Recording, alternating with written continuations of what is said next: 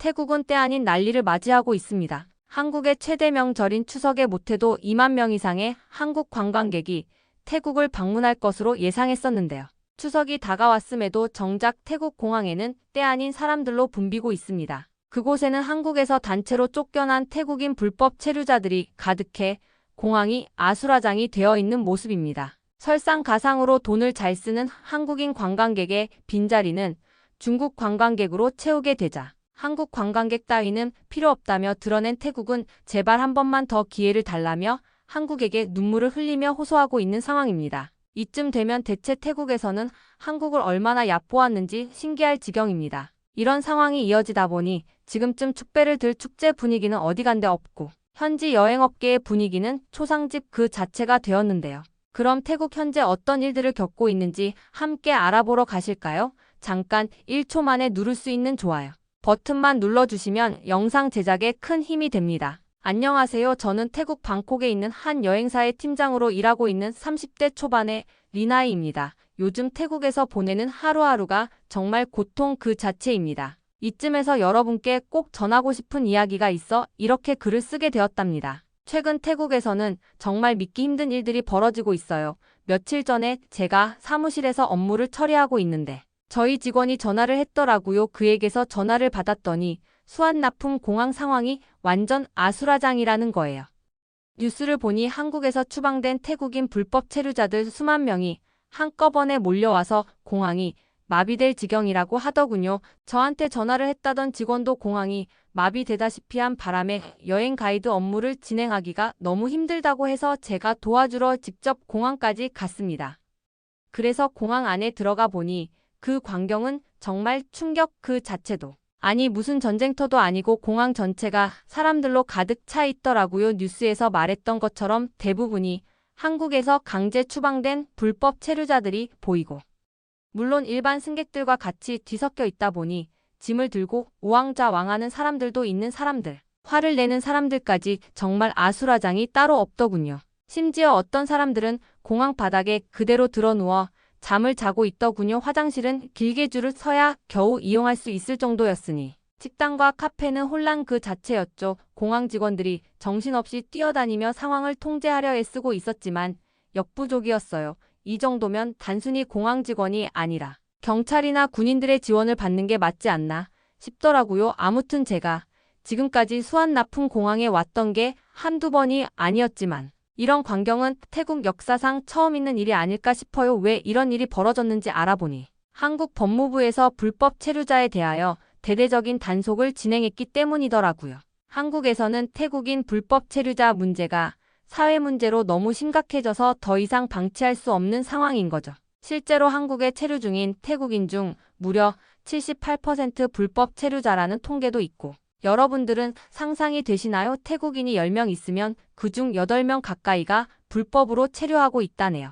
솔직히 태국에서 한국으로 넘어간 다음 불법으로 체류하는 사람이 많다는 걸 대충 얘기를 들어서 알고는 있었지만 수치를 들어봤을 때 느낌은 또 다르더군요. 태국 사람들이 이렇게나 많이 불법으로 남의 나라에 머물고 있었다니. 정말 놀라울 따름입니다. 한국 법무부에서 발표한 자료를 찾아봤는데 단 한 달 만에 13만 명의 불법 체류자가 강제 퇴거 조치를 당했고 그중 10만 명이 태국으로 한 번에 보내졌다고 하던데 이 숫자들을 보다 보면 워낙 커서 사실 감이 오질 않습니다. 웬만한 도시 하나 규모의 인원이 이렇게 된 이유를 살펴보니 한국에서 일을 하면 태국에서 일을 하는 것보다 훨씬 더 많은 돈을 벌 수 있는 게 가장 큰 원인이었어요. 아무래도 태국에서 일반 직장인 월급의 3배에서 많게는 5배까지도 벌 수 있다 보니 많은 태국 사람들이 유혹을 이기지 못하고 불법 체류를 선택하는 거죠. 불법 체류하는 루트가 대부분 3개월 무비자로 여행객인 척 위장해서 입국한 다음에 그대로 한국 어딘가에서 숨어 지내는 경우가 대부분이더군요. 금액으로 따져봤을 때 한국 돈으로 한 달에 166만 원. 저희 태국 돈으로는 약 4만 5천 바트를 벌 수 있다고 하니 이 정도 돈을 벌 수 있다면 불법이라도 감수하겠다는 사람들이 많았던 거죠. 태국에서 그만한 돈을 벌려면 15개월을 일해야 하는데 3개월만 버티면 한동안 거의 놀면서 살아도 되는 거잖아요. 사람 사는 곳은 다 비슷하기는 하겠지만 이런 소문들이 워낙 빨리 퍼지다 보니 많은 사람들이 불법 체류를 선택한 것 같습니다. 사실 태국과 한국의 관계가 지금처럼 나쁘지 않았어요. 1981년에 두 나라끼리 서로 90일 무비자 협정을 맺었죠. 태국 입장에서도 한국이 굉장히 특별한 나라였던 게 이때 한국을 포함해서 아르헨티나, 브라질, 페루, 칠레 이렇게 5나라한테 무비자 혜택을 줬다고 하더라고요. 그만큼 태국과 한국은 정말 가까운 사이였던 거죠. 그런데 이때 맺었던 무비자 협정이 오히려 한국에서의 불법 체류자 문제를 키운 것 같아요. 그 사이에 태국과 한국의 경제력 차이는 심각하게 벌어졌고 한국의 최저임금까지 계속 오른 것도 한몫한 거죠. 그런데 문제제가 여기서 끝이 아니더라고요. 사실 앞의 내용도 같은 태국 사람 입장에서 굉장히 부끄러운 내용이었는데요. 지금부터 제가 말씀드릴 내용이 더 부끄러운 내용입니다. 바로 일부 태국인 불법 체류자들이 한국에 머무르는 동안 정말 나쁜 짓들을 저질렀다는 거였어요. 특히나 마약 유통이 가장 심각하더군요. 올해 6월에는 낮에는 외국인 노동자로 공장이나 건설 현장, 아니면 농장 같은 곳에서 일하고 밤에는 전국에 마약을 유통한 태국인 9명이 검거됐다고 하네요. 이들은 SNS로 한국에 있는 또 다른 태국 불법 체류자들에게 마약을 팔았다고 합니다. 정말 어처구니 없는 일이죠. 이 사람들이 당시에 유통한 마약 중에는 신종 마약도 있다고 하던데 가지가지 한다는 생각을 했습니다. 아무튼 한국 경찰은 이들이 판매한 마약의 가치가 수억 원에 달한다고 발표했어요. 이것 말고도 또 다른 사건도 있었는데요. 지난해 3월 인천의 한 클럽에서 열린 태국 가수 콘서트장에서 무려 80여 명의 불법 체류자들이 한꺼번에 잡혔다고 하더군요. 그때 당시 콘서트를 보던 인원이 2,000명이었는데 그중에 100명 가까운 인원이 불법 체류자였던 거죠. 입장 바꿔서 생각해보면 저 같아도 저희 태국에 이렇게 많은 불법 체류자들이 있다는 것 자체가 많이 불편하게 느껴졌을 것 같다는 생각이 듭니다. 거기다 더 충격적인 게 있었는데요. 바로 한국 관세청 발표에 따르면 한국으로 유입되는 불법 마약의 원산지 1위가 태국이라는 거죠. 이런 통계를 보면 한국이 저희 태국 사람들을 경계할 수밖에 없는 이유를 이해할 수 있을 것 같아요. 이 정도면 없던 선입견도 생길 수준이니까요. 물론 태국에는 이런 나쁜 사람들만 있는 게 아니에요. 문제는 나쁜 인간들 때문에 정직하게 살아가는 태국인들. 아직 피해를 보고 있다는 거죠. 정말 순수하게 관광 목적으로 한국에 가려고 해도 입국이 거부되는 경우가 많아졌거든요. 정말 안타까운 일이 아닐 수 없습니다. 얼마 전에는 제주도에 여행 가려던 태국인 1,128명 중 736명이 입국을 거부당했다고 하더군요. 이유가 뭐냐고요. 체류 목적이 불분명하다는 이유였죠. 사실 어려운 문제이긴 하지만 그럼에도 선량한 사람들까지 피해를 보고 있다는 건 개선되어야 한다는 생각도 들긴 합니다. 그 와중에 이렇게 어렵게 입국 심사를 통과한 다음 관광객으로 한국에 입국한 태국인 중 20% 한국 안에서 행방불명이 된다는 통계도 있대요. 목적은 제가 앞에서 말씀드렸던 것처럼 어딘가에서 몰래 일을 하기 위해서일 거라고 의심을 해볼 수 있습니다. 이런 걸 보면 한국 정부가 태국인들 입국을 까다롭게 만든 이유도 이해가 되긴 해요. 태국인들 사이에서도 대부분 알 정도로 태국인들의 불법 체류 문제가 너무 심각해졌어요. 2015년에는 태국인 불법 체류자가 5만 2천 명 정도였는데 지난해 9월에는 15만 7천 명으로 3배나 늘었다는 얘기도 있더라니까요. 이런 식으로 계속해서 구멍이 뚫리니 한국 정부에서는 불법 체류자 문제를 해결하기 위해 여러 가지 조치를 취하고 있더군요. 입국 심사를 더 엄격하게 하고 체류 기간을 초과한 사람들을 적극적으로 찾아내고 있죠. 또 불법 고용주들에게 말이죠. 특히 최근에는 전자여행허 가제라는 걸 도입했어요. 이건 한국에 가기 전에 미리 온라인으로 입국 허가를 받는 시스템인데요. 이것으로 불법 체류 가능성이 있는 사람들을 미리 걸러내려고 하는 거죠. 하지만 이 제도 때문에 정말 여행만 가려는 사람들도 불편함을 겪고 있더군요. 그런데 더 큰 문제는 이 사람들이 태국으로 돌아와서 벌이는 행동들이 수완나푼공항만 아수라장이 된 게 아니라 태국 전체가 뒤숭숭해 있거든요. 이 사람들이 태국에 돌아와서 아주 뻔뻔한 태도를 보이고 있더라고요.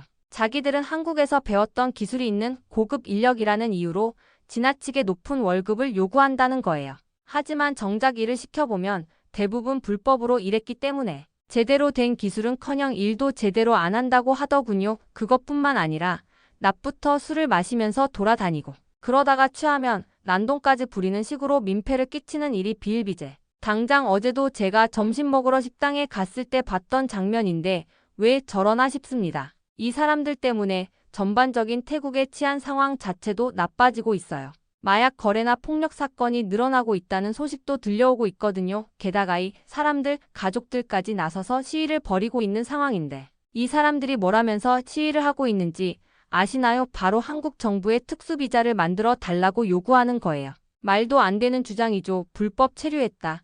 쫓겨났던 사람들한테 국가 차원에서 자기 나라도 아닌 외국인한테 특별 대우를 해달라고 요구하다니 정말 어이가 없습니다. 방콕 거리 곳곳에서 이런 시위가 벌어지고 있는데 다들 하나가 한국은 우리에게 빚졌다. 우리가 없으면 한국 경제가 무너질 것이라는 식의 말도 안 되는 주장을 하고 있어요.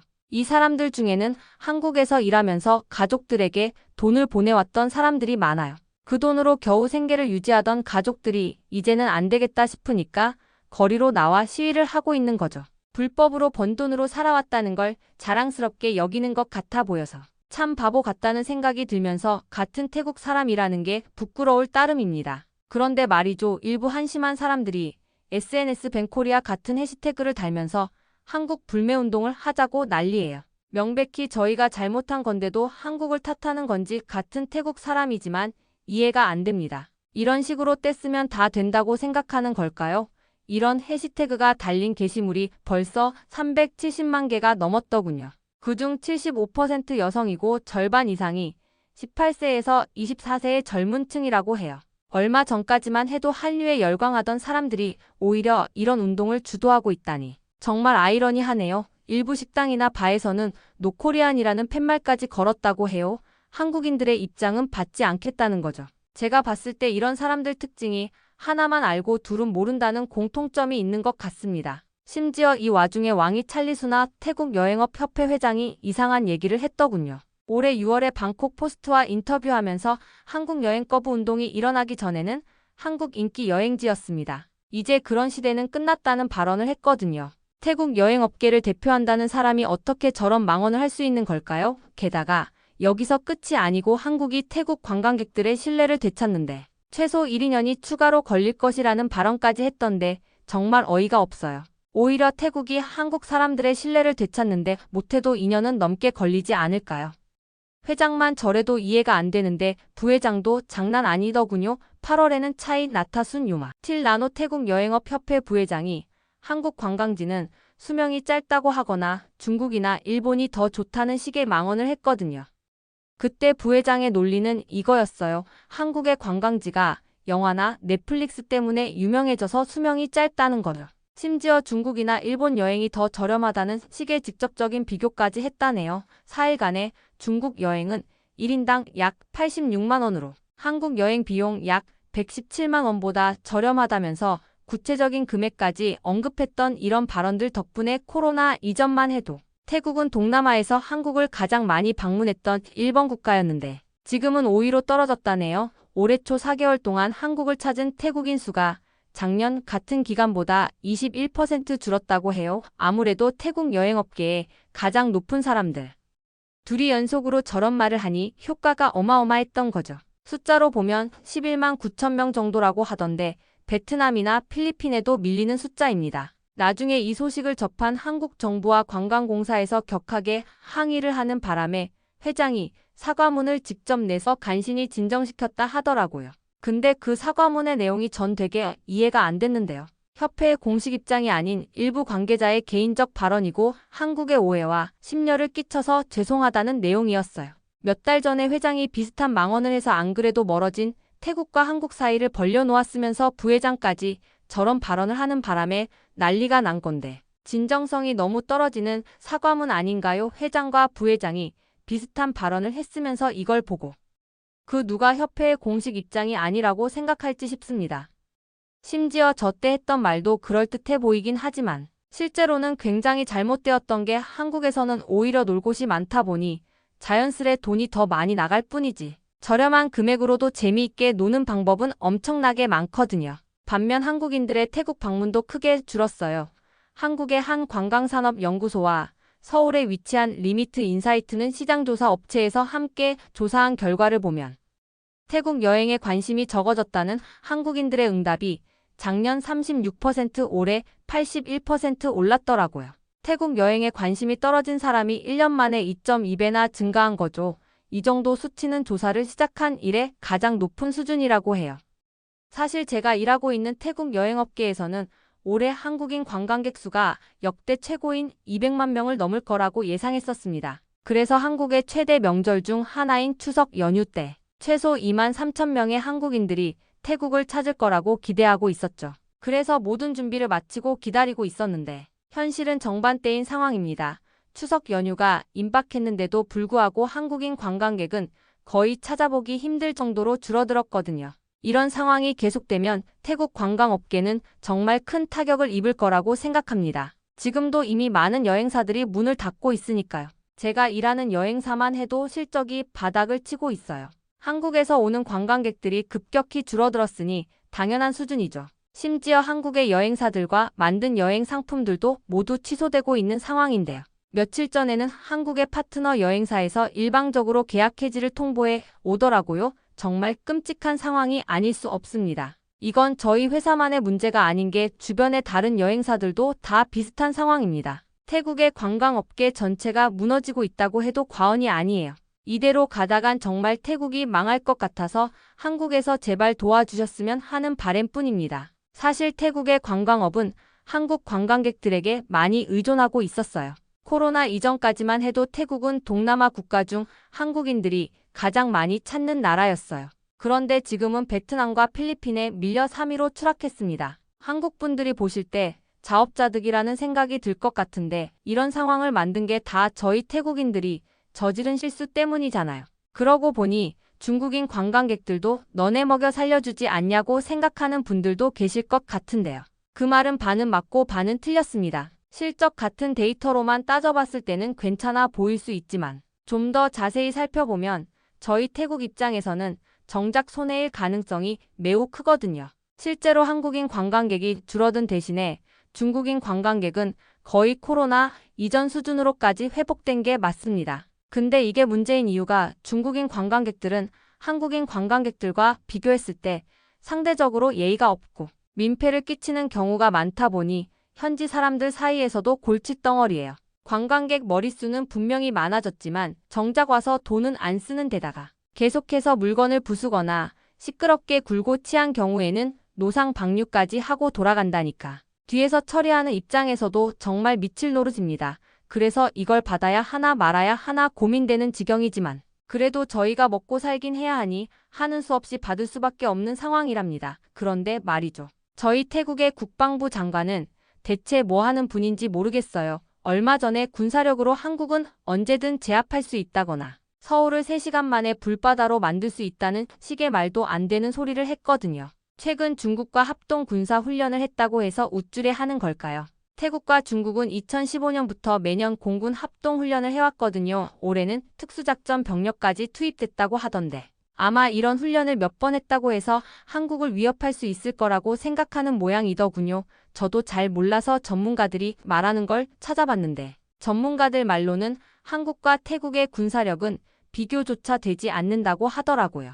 한국은 세계 5위의 군사 강국이고 태국은 25위 정도라고 합니다. 병력수만 봐도 한국 육군은 55만 명인데 태국은 16만 명 수준인데다가 태국에서 쓰는 국방비 예산도 한국과 비교했을 때 한국의 1분의 수준이라고 하고요. 무기체계도 크게 차이가 난다고 하던데 한국은 첨단 무기들을 자체 개발하고 있을 뿐만 아니라 세계 각국에 수출까지 하고 있다더군요. 반면 태국은 아직 많은 부분을 수입에 의존하고 있는 데다가 한국에서 수입해서 사용하는 무기도 있다고 합니다. 이런 상황에서 어떻게 한국을 제압할 수 있다고 말할 수 있는 건지 태국인을 대표해서 말씀드리면 여러분들이 그냥 저희를 너무 믿게 보지 말고 차라리 귀엽게 봐주셨으면 합니다. 부탁드릴게요. 솔직히 여러분들이 별거 아니라고 생각하실 수 있겠지만 저는 이 자리에 오르기까지 정말 열심히 노력했어요. 밤낮으로 공부하고 일하면서 여기까지 온 거거든요. 저런 비상식적인 발언을 잊을만 하면 해대는 사람들 때문에 제 노력이 물거품이 될까 봐 너무 속상합니다. 태국 여행업계가 이대로 무너져 버리면 저희 같은 사람들은 어떻게 살아야 할까? 지금 태국 전체가 정말 큰 위기에 빠져 있어요. 아까 말씀드렸던 것처럼 한국에서 강제 추방된 불법 체류자들이 돌아오면서 여러 가지 사회 문제가 발생하고 있거든요. 범죄율이 높아지고 실업률도 올라가고 있죠. 게다가 이 사람들 중에는 상당수가 한국에서 벌어온 돈으로 가족들의 생계를 유지하고 있었는데 이제 그마저도 끊겼으니 경제적으로도 태국은 멈춘 거나 다름없는 상태입니다. 상황이 얼마나 심각하냐면 우선 농촌 같은 경우에는 젊은 사람들이 한국에 넘어간 다음 돈을 벌어서 고향에 생활비를 보내는 시기였거든요. 그러면 그 돈으로 농사를 짓고 아이들 학비도 되고 했는데 이제 그런 돈줄 자체가 끊기다 보니까 생활이 불가능한 상태가 된 거죠. 방콕 같은 대도시들도 별반 다를 것 없긴 해요. 아까 제가 말씀드린 것처럼 한국에서 돌아온 사람들이 일자리를 찾지 못해서 거리를 배회하고 있을 뿐만 아니라 일부는 한국에서 저질렀던 것처럼 범죄를 저지르기도 하거든요. 보통 한국에서 마약 유통으로 체포됐던 사람들이 태국으로 돌아와서도 저런 짓을 한다던데 이런 거 보면 사람은 고쳐 쓰는 거 아니라는 말이 괜히 있는 게 아니라고 생각합니다. 이런 상황에서 태국 정부는 대체 뭘 하고 있는 걸까요? 사태를 해결하기 위해 노력은 하고 있는 걸까요? 솔직히 오히려 상황을 더 악화시키면 악화시켰습니다. 개선하는 데 도움이 되는 건 아닌 것 같습니다. 아까 말씀드린 국방부 장관의 발언도 그렇고 여행업협회 임원들의 발언도 그렇고 말이죠. 솔직히 태국 사람들이 정신 좀 차렸으면 좋겠어요. 우리가 잘못한 걸 솔직히 인정하고 한국과의 관계를 회복하기 위해 노력하는 게 먼저 아닐까요? 진짜 태국을 사랑하는 애국자라는 분명히 저처럼 생각할 거라고 봅니다. 바뀌어야 할 것들이 한두 가지가 아닌 것 같은데. 우선 SNS 뱅 코리아 같은 해시태그를 사용하는 걸 제발 멈췄으면 좋겠네요. 오히려 상황을 더 악화시키는 바보 같은 행동이니까 더군다나 태국에는 한국을 좋아하는 사람들이 정말 많은데 이런 식으로 혐오를 퍼뜨리는 건 무슨 논리인지 모르겠어요. 태국이 망하길 바라는 어떤 소수의 집단이 일부러 유도하고 있는 건가 싶기도 하네요. 이런 일들이 연달아 일어나면서 제가 이런 문제들이 생긴 근본적인 원인을 한번 찾아봤는데 제가 내린 결론은 바로 태국의 경제 상황이 심각하기 때문이라고 생각해요.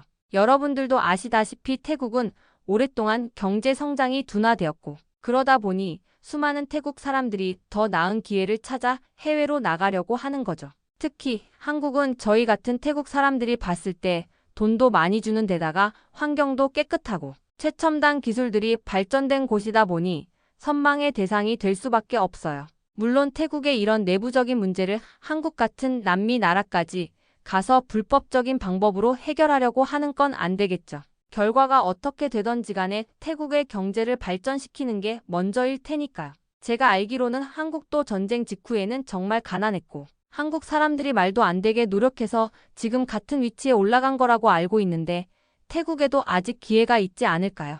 여러분들은 저희 태국이 이런 상황을 극복할 수 있다고 생각하시나요? 조언해 주시면 감사하겠습니다. 오늘의 사연은 어떠셨나요? 오늘의 사연이 마음에 드셨다면 좋아요만 한번 눌러주세요.